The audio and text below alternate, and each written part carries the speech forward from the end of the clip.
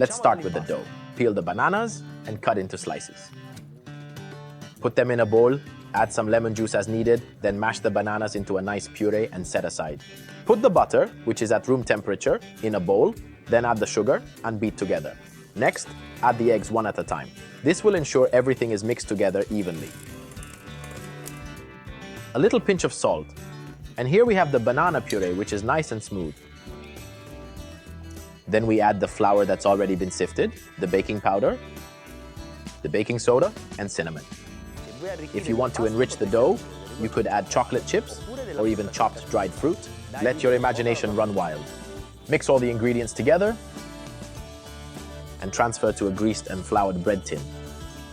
Level it off with the spatula and then make an incision in the top like this.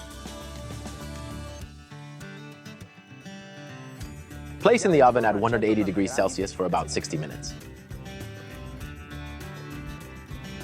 My banana bread is ready.